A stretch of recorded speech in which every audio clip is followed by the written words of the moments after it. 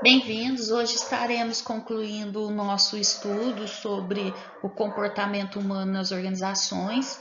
O conteúdo abordado vocês vão encontrar nas páginas 132 a 134 da apostila. Como também nós iremos abordar sobre mudanças, como forma de contribuição, eu irei abordar alguns fatores que vão estimular a mudança, o processo de resistência e também como superar a resistência a essa mudança. Eu vou disponibilizar para vocês um artigo que aborda a mudança organizacional e as forças que acabam impactando o ambiente organizacional.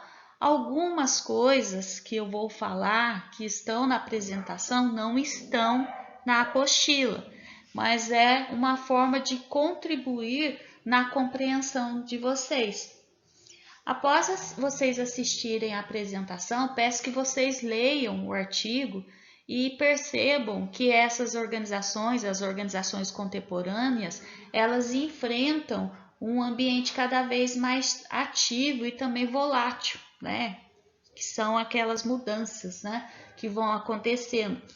E com isso, as organizações, elas precisam estar constantemente se adaptando às novas situações, até para que elas, se quiserem perdurar e prosperar, elas devem se sujeitar a essa mudança.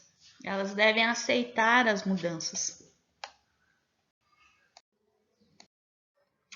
A cultura organizacional, ela é responsável por reunir os hábitos, os comportamentos, as crenças, os valores éticos, as morais, as políticas internas e externas de dentro desta empresa. Então, elas têm, como já é de conhecimento de vocês, elas têm que reunir todos esses elementos até para que ela se estruture, para que ela seja reconhecida neste mundo corporativo.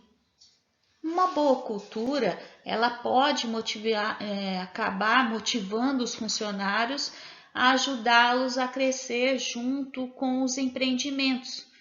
Assim como uma cultura desorganizada, como também nós vimos, ela pode empurrar a empresa e os seus funcionários a problemas de produtividade e também a problemas no seu ambiente de trabalho. Resumindo, é a cultura, essa cultura organizacional, que vai desenvolver diretrizes para que uma empresa ela realmente alcance o sucesso. E esse sucesso começa pela forma como os funcionários elas enxergam o negócio e como eles agem dentro desse negócio. Quem investe em uma gestão de pessoas e também em uma cultura corporativa de qualidade acaba gerando maior satisfação entre os seus clientes, até porque acaba obtendo maior lucro em suas atividades. Nesse ambiente organizacional, uma área muito importante é a área de recursos humanos, porque esse departamento ele assume um papel de extrema importância na medida que ele vai envolvendo um número significativo de atividades e que essas atividades elas sejam vistas como atividades importantes, relevantes na organização. Essas atividades são o recrutamento, a contratação, o treinamento, a motivação e esse processo, é claro, que envolve a força de trabalho. O departamento de recursos humanos, a área de recursos humanos, ela ainda tem que gerenciar os salários, as demissões e também os benefícios. No passado, as organizações elas eram vistas como empresas estáveis e conservadoras. Hoje, continuamos tendo e vendo que há esses resquícios, mas há um avanço e através da tecnologia, da informação, a gente pode dizer isso, que tem tido um avanço muito crescente, o papel da gestão de pessoas, para que ele realmente, esse papel, essa área sobrevivesse, teve que sofrer algumas mudanças, né? Por exemplo, os serviços mudam de tarefa simplesmente para trabalhos multidimensionais. Os gerentes, eles mudam de supervisores para os instrutores, né? Não há mais aquele gerente ou aquele chefe. Então, há nomenclaturas que continuam a ser utilizadas, mas o contexto sofreu alteração. Hoje, os profissionais de recursos humanos, ele tem que pensar de uma forma muito mais diferente do que antes eles pensavam. Eles têm que ter um planejamento estratégico. Eles têm que pensar como defensores dos funcionários. Lógico, é claro, de forma positiva, porque eles são esses agentes que vão realmente trabalhar em todas as dimensões dentro da organização. É uma área que não é vista como uma área lucrativa, até porque ela gera muito mais custos, né? Mas ela é uma área estratégica. Dentro de uma organização, a área de recursos humanos ela tem que ser uma área estratégica, né? Se ela não vai gerar lucro, ela também não vai gerar consequências negativas para a gestão, para o empreendimento da organização.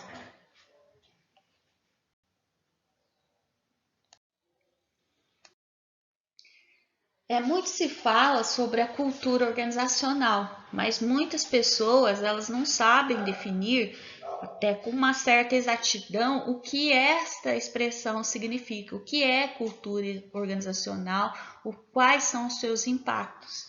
E é comum a gente ouvir pessoas falando: a cultura daquela empresa é muito rígida, não me identifiquei com a cultura desta organização, ou a nossa cultura foi perdida após a fusão com outra empresa. Então são algumas frases que nós escutamos, né? Às vezes até diariamente no mundo organizacional.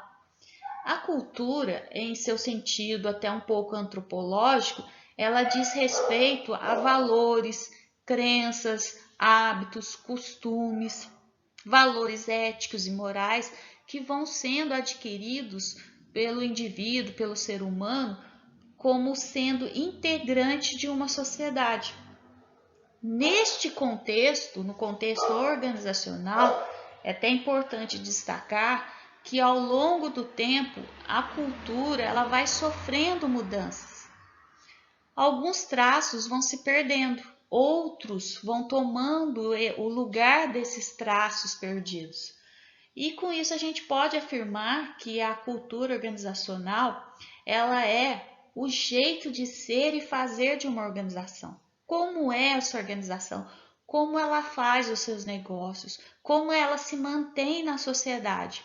Esse jeitão, ele acaba influenciando diretamente não somente sobre os colaboradores, sobre os funcionários, mas em tudo que está ao seu redor. E essa cultura, esse jeito de ser, ele acaba fornecendo premissas que vão orientando e guiando as atitudes, os comportamentos e até a mentalidade dessas pessoas envolvidas. A cultura organizacional ela é dinâmica, ela sofre modificações ao longo do tempo.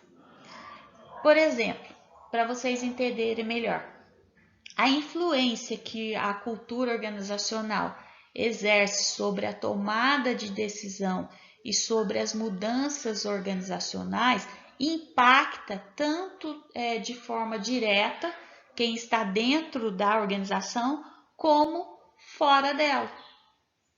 Então, este é um exemplo para vocês.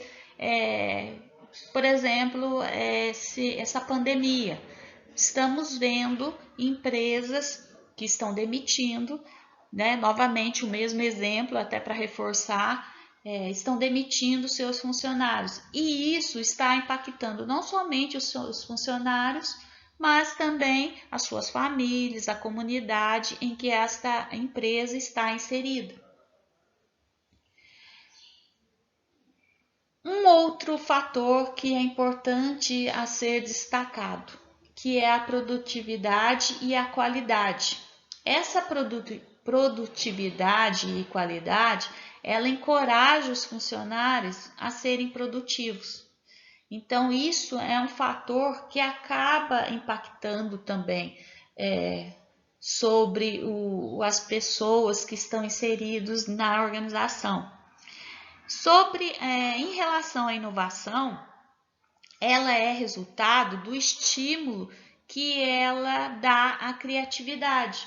E essa criatividade, ela fornece meios ao funcionário, porque o funcionário ele se sente estimulado, ele se sente motivado a inovar sempre. Então, ele vai utilizar a criatividade como forma de motivação para que ocorra a inovação na cultura organizacional. Já a questão da compatibilidade de fusões e aquisições, ele é um indicador, às vezes, de sucesso, principalmente se as culturas elas são compatíveis. Se as organizações vai ocorrer a fusão e as culturas organizacionais elas são idênticas, compatíveis, é claro que vai ser um indicador de sucesso. O outro elemento, que é o ajuste à pessoa e à organização, ele ocorre quando há um ajuste nos valores individuais com os da organização, e isso, claro, leva ao sucesso e ao engajamento. Então, são instrumentos que a organização pode utilizar para que realmente os seus funcionários eles se sintam engajados e, é claro, que leve à obtenção do sucesso. E, por fim, o último instrumento, que é a direção da atividade de liderança, é o norte, onde a liderança ela deve assumir o seu papel, a sua responsabilidade e mostrar que os meios a serem seguidos são importantes para o fortalecimento da cultura organizacional, para o fortalecimento, o engajamento e também para que haja uma adesão a todos os processos que vão impactar na cultura organizacional e na organização como um todo.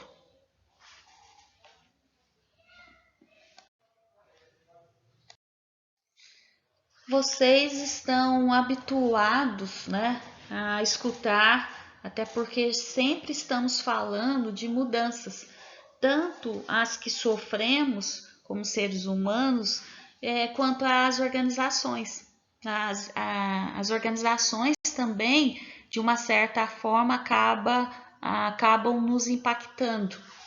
Nós temos visto que elas estão em constantemente processo de desenvolvimento, elas acabam sofrendo influências tanto dos ambientes internos quanto os externos. E com isso, as empresas elas precisam estar preparadas para identificar os mecanismos e também quais os processos de gerenciamento elas devem utilizar, até para que elas sobrevivam de forma ou elas sejam impactadas de uma forma positiva, os resultados sejam positivos para essas empresas. No decorrer do último século, as mudanças relacionadas ao trabalho e também à estrutura organizacional, elas cresceram de forma extraordinária.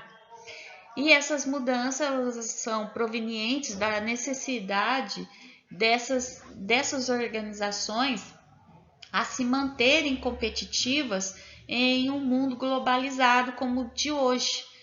A inovação ela é uma constante Então, as organizações elas têm a necessidade de estar em constante processo de inovação.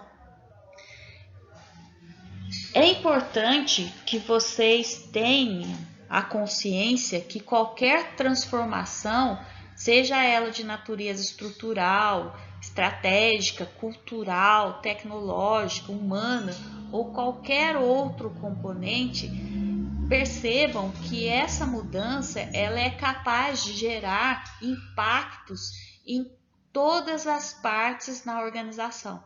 Então, a cultura organizacional ela sofre muita influência, ela é impactada, seja de forma positiva ou de forma negativa.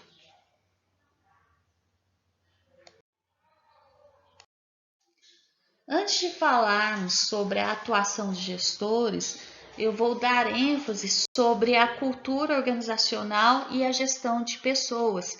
Ambas são complementos quando se quer falar sobre o sucesso de uma empresa ou de uma organização. A primeira, a cultura organizacional, ela é responsável pela administração como um todo. E quando a cultura ela é bem desenvolvida com excelência, o resultado é o triunfo, é o principal objetivo que uma organização almeja. Em relação à gestão de pessoas é um acréscimo para os bons faturamentos. Uma empresa ela é composta por pessoas. Eu não posso visar somente na lucratividade. Eu tenho que pensar também nessas pessoas. Elas são os principais elementos que vão realmente dizer se essa empresa ela é o diferencial, se ela tem uma visão de futuro, se ela realmente alcançou o alto desempenho, a alta performance. Os funcionários, eles são as peças-chave para que uma instituição ela seja ou não próspera. Por isso é que é de grande importância que essas pessoas elas estejam alinhadas com a visão que a organização quer passar para o mercado em que ela está atuando. Então, essas pessoas elas são elementos fundamentais dentro dessa cultura organizacional. Por isso que alguns autores eles alertam que o processo de mudança ele não é fácil, ele não é alcançável já de imediato, né? Ele não é alcançável tão rapidamente. E que essa nova cultura a ser disseminada, difundida, ela tem que se tornar uma cultura estável. E para que ela seja uma cultura estável, é necessário que se estabeleça um período de transição onde sejam elaborados planos de ação bem estruturados que acabam reforçando os novos valores e que esses valores eles sejam realmente aceitos e exerçam uma influência sobre esses funcionários. Então, o gestor, ele tem o dever, ele tem uma imensa responsabilidade nesse sentido, porque a mudança, ela tem que ser alcançável a todas as pessoas e ela tem que ser uma mudança onde os valores instituídos sejam respeitados e considerados pelos funcionários. Caso contrário, os gestores eles não conseguem atuar em nenhuma área dentro da organização. Então, essa mudança, essa atuação, ela não é positiva. Pelo contrário, ela chega a ser prejudicial para todas as partes envolvidas. Como foi falado, a título de contribuição, eu irei abordar quais são os fatores que estimulam a mudança. Como nós temos visto, nenhuma organização ela está em situação estável. Hoje elas estão sendo impulsionadas a mudar e muitas vezes essas mudanças elas são radicais. Um grito que se escuta muito é ou você muda ou morre, né? E isso está impactando nos dias de hoje as organizações. Observem que no quadro que eu coloquei para vocês, há 6 fatores ou 6 forças que estimulam as mudanças, seja por natureza da força de trabalho, a tecnologia, os choques econômicos, a competição, as tendências sociais e a política internacional. Hoje, quase todas as organizações elas têm que se ajustar a um ambiente multicultural. As forças de trabalho elas mudam constantemente. As mudanças tecnológicas, as demográficas, a imigração, a terceirização da força de trabalho, a tecnologia, todos esses elementos eles estão mudando. O trabalho e as organizações estão num processo de mudança constante. O elemento de concorrência ele acaba acelerando a competição e as organizações bem-sucedidas que têm uma visão de futuro, elas têm a capacidade de ser muito mais ágeis em desenvolver novos produtos e colocá-los o mais rapidamente no mercado para a comercialização. As tendências, elas também estimulam as mudanças. As pessoas hoje, elas conversam muito mais e trocam informações muito mais rápidas a todo momento, principalmente quando utilizam os ambientes virtuais. E as organizações elas devem estar atentas a essas informações, a esses ambientes virtuais. Nem mesmo os defensores, os maiores defensores da globalização, eles imaginaram que as mudanças elas também seriam feitas sobre as políticas internacionais. O que nós temos visto e sabemos também que ocorreram várias mudanças, por exemplo, o colapso na União Soviética, né, que é a Rússia, a ascensão da China ao comércio, até mesmo o Brasil está no processo de comercialização com a China, que até então antes era inviável. E também os embargos que ocorreram sobre os países ditadores, que é o Irã, o Iraque, a Arábia Saudita, e assim vai, que a gente sabe que nós também embargamos alguns países aqui da América do Sul. Além de estar voltada a essas questões que estão sendo relacionadas, há também o uso de recursos naturais não renováveis ou até mesmo o reaproveitamento de recursos materiais, como, por exemplo, o consumo consciente de água e energia. Querendo ou não, todos esses fatores, eles acabam exigindo que as empresas mudem, né? Ou as empresas mudam ou elas estão fadadas ao fracasso. E isso nenhuma organização, elas não querem chegar a esse estágio. As mudanças, elas geralmente estão relacionadas às alterações no modo como são feitas as coisas. Os gestores, as lideranças, eles são os agentes de mudança, são as pessoas que agem como catalisadores e eles assumem a responsabilidade de gerir a mudança nessas organizações. Mas o que a gente encontra muitas vezes é gestores que acabam fracassando, até porque os membros da organização eles resistem a essas mudanças.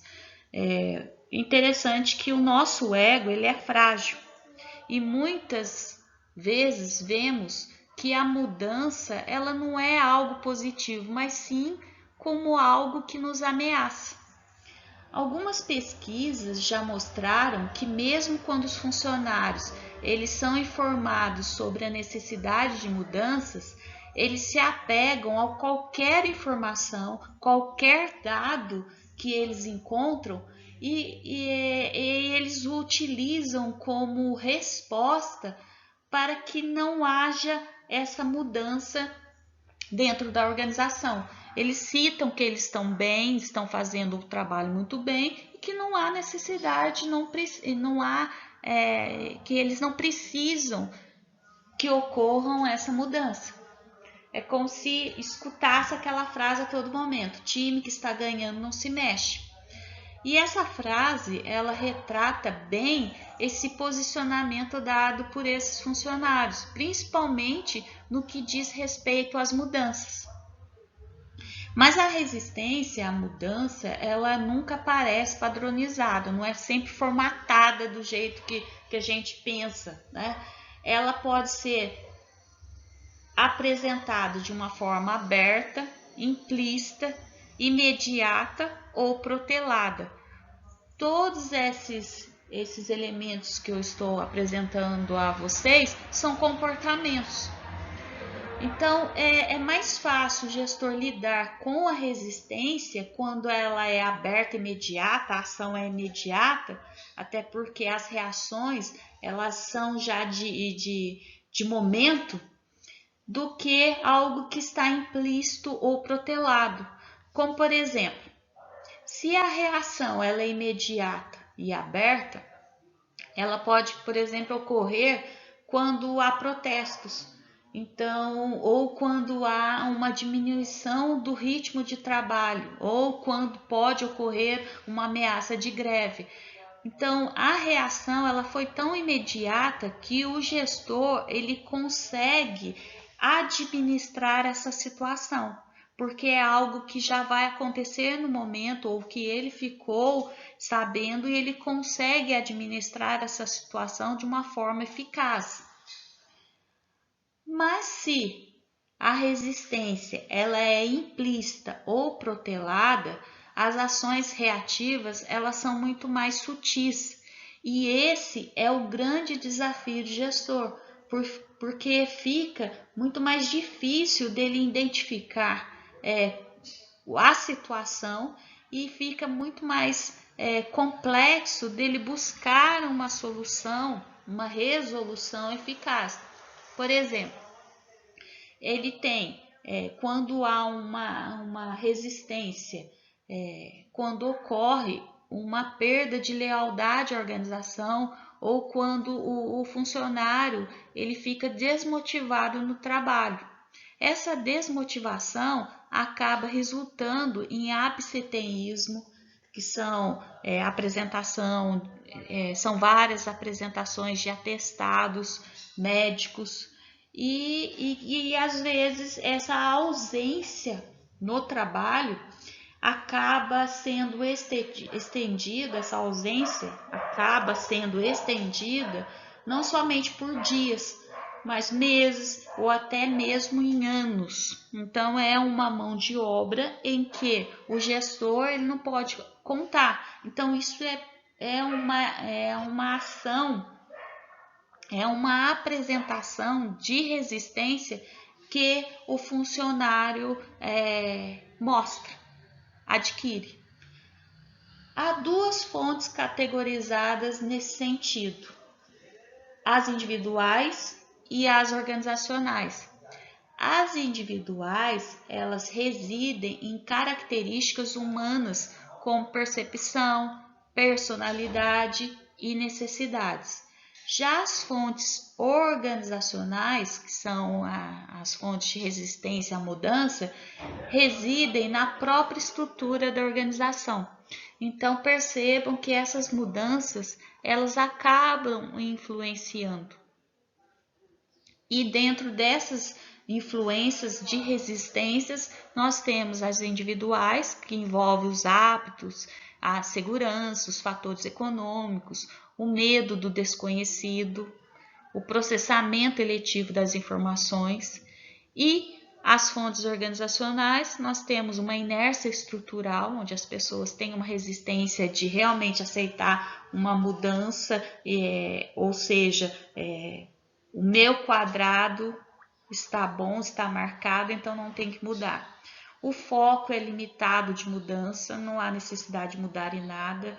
Novamente, eu estou no meu quadrado, não há necessidade de mudar. A inércia do grupo, tudo que se está fazendo até então está muito bom, está tendo resultado positivo.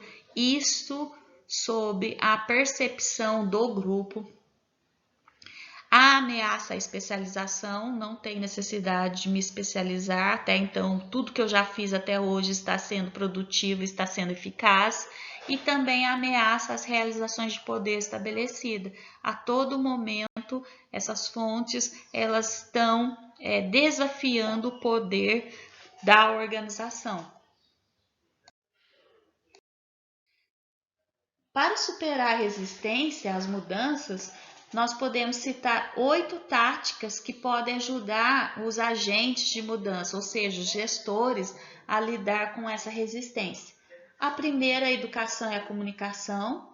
A comunicação com os funcionários, ele é um meio que pode ser utilizado para minimizar a resistência. Pressupõe-se que a comunicação, até porque as fontes de resistência, elas existem por falta de comunicação e informação. As discussões individuais, memorandos, relatórios e apresentações, eles devem ser feitos em grupos, até porque são meios de comunicação que podem ser utilizados nesse processo. Um outro elemento, uma outra estratégia que pode ser utilizada é a participação. As pessoas, elas tendem a resistir à mudança quando não estão sendo envolvidas na decisão. Portanto, é necessário que esses opositores, esses resistentes, eles sejam inseridos no processo decisório, até porque essas pessoas, elas percebam a sua importância e passam a contribuir até de forma significativa. O envolvimento possibilita, e também pode reduzir essa resistência e também trazer melhorias na decisão final.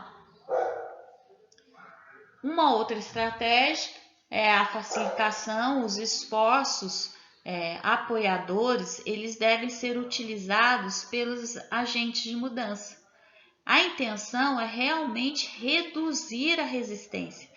Esses esforços, eles podem ser aconselhamento, terapia, treinamento e até mesmo, se haver essa possibilidade, uma licença remunerada. E são esses dispositivos usados, que podem ser utilizados quando o indivíduo ou o grupo apresentar alguma reação de resistência. Essa reação pode ser um medo ou alguma ansiedade. A outra estratégia é a negociação. Esse método ele é utilizado quando a resistência ela vem de uma fonte muito mais poderosa do que aquela que está administrando. Neste caso, o gestor, o agente de mudança, ele pode oferecer recompensas que acabam atendendo às necessidades individuais dessas pessoas resistentes à mudança. Então, essa é também uma estratégia muito utilizada. Em relação à manipulação e cooptação, ela é considerada como influência disfarçada. Implica em induzir o funcionário a aceitar as mudanças. Melhor para vocês compreenderem. São formas fáceis para que se obtenha o apoio dessas pessoas resistentes à mudança. E podem levar os gestores, os agentes de mudança, até mesmo perder a credibilidade caso esses resistentes percebam que estão sendo manipulados. Então, a manipulação e a cooptação, ela tem que ser bem administrada. Porque se esses opositores perceberem que estão sendo manipulados, isso vai ser revertido de forma positiva dentro dessa administração, dentro desse processo de mudança. E o último é a coerção, né? É claro que a gente não quer utilizá-la, mas é também uma estratégia de utilização, que é o uso de ameaças diretas sobre o resistente ou sobre os resistentes. Entre os principais exemplos, destaco para vocês ameaça de transferência, perda de promoção, carta de recomendação e a avaliação negativa de desempenho. As duas últimas estratégias, né, a de manipulação e cooptação e a coerção, não são estratégias, vamos dizer assim, não seriam as primeiras estratégias a serem utilizadas para superar o processo de resistência, mas chega-se a um certo nível que realmente esses gestores eles vão ter que buscar o fortalecimento desse processo de mudança sobre os resistentes, utilizando esses dois últimos elementos. Não é aconselhável, mas é um instrumento sim de utilização, e às vezes a gente vê um processo inverso, né? Os gestores, os agentes de mudança, eles acabam utilizando esses dois elementos primeiro, até porque é muito mais fácil exercer o poder de liderança, utilizando esses dois instrumentos, até mesmo para erradicar o processo de resistência. Então, é muito mais fácil você usar algo que vai manipular, que vai ameaçar, do que você usar outros processos, outros instrumentos estratégicos que pode levar um certo tempo.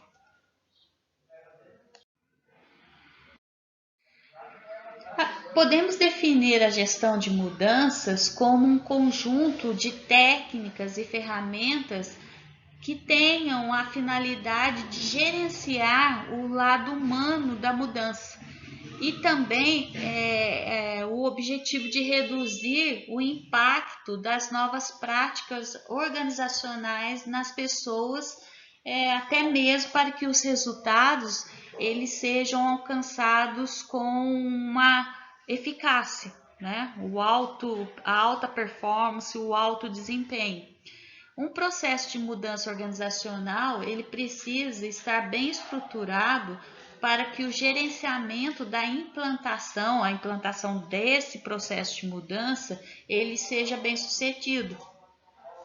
Portanto, é necessário que se sigam algumas etapas, como por exemplo, o estabelecimento de senso de urgência, a formação de pessoas com influência para liderar a mudança, direcionamento de esforços de mudança e elaboração de estratégias que permitam a concretização da mudança, comunicação dos objetivos para os envolvidos no processo da mudança, dar permissão ao funcionário quando for necessário e também treiná-los para novas responsabilidades, desenvolvimento de projeto de mudança a curto prazo para que seja mantido a longo prazo. Esse processo ele é um processo de acompanhamento, consolidação de ganhos de mais mudanças, modificação da cultura organizacional. Então, esses são processos que devem ser seguidos e que devem ser muito bem pré-estabelecidos. Segundo os autores, Kotler, ele diz que é possível concluir que a eficiência ela seja alcançada através da flexibilidade dos gerentes ou dos agentes de mudanças organizacionais, e que os resultados previstos para os sucessos, eles acabam sendo previsíveis, Então é importante se estabelecer esse processo de mudança e também prever tudo aquilo que vai ser mudado de forma muito mais consistente, muito mais eficaz.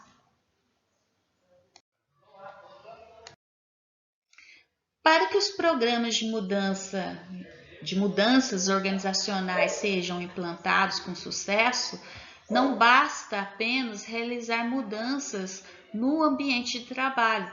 Também é necessário fazer mudanças de atitude e no comportamento das pessoas. Ou seja, o primeiro consiste em mudança de comportamento individual. O indivíduo ele tem que ser visto como ser único e o seu comportamento ele também tem que sofrer mudanças. Até porque, para que alcance o sucesso num âmbito muito mais amplo, no âmbito organizacional, ele tem que partir do micro para o macro. A mudança planejada, ela tem por finalidade capacitar a organização a se adaptar às mudanças em seu ambiente e também no comportamento dos seus funcionários. Os agentes de mudança, eles são responsáveis pelo gerenciamento e pela implantação de atividades de mudança, pois eles possuem uma visão de futuro que os demais não veem, não possuem. Então, a função do agente de mudança é assim de extrema relevância dentro desse processo, dentro da implantação da mudança que deve ocorrer dentro da organização. Enfim, as mudanças elas ocorrem a todo momento. Hoje nós não somos iguais a o que fomos ontem, né? E as organizações também são assim. Então, portanto, destacam-se no mercado as organizações que buscam pelo novo, que cultivam paradoxos, que renovam, que compartilham conhecimento por meio da aprendizagem. As organizações se destacam e através das pessoas que ela entendem como capital humano, né? Porque essas pessoas são elas que serão os agentes fomentadores das mudanças. E esses são elementos primordiais para o sucesso das organizações. Então, percebam que tudo aquilo que nós vimos até agora devem ser vistos de forma positiva. Algo a ser construído, né? E é claro, não podemos esquecer de alguns elementos muito importantes, né, dentro de uma organização, não somente a lucratividade, mas as pessoas e a comunicação. Também trago a vocês, né, é um convite até, embora eu sei que vocês estão muito preocupados com as atividades a serem entregues, né, eu convido vocês, na hora que vocês tiverem um tempo, de assistirem um vídeo, né, que fala sobre o contexto de mundo. O Ricardo Guimarães, ele fala dessas constantes mudanças das organizações e também como os indivíduos eles acabam sendo inseridos neste contexto. Assistam o vídeo e depois me digam o que vocês acharam, tá? Espero que vocês gostem. Até a próxima e bons estudos!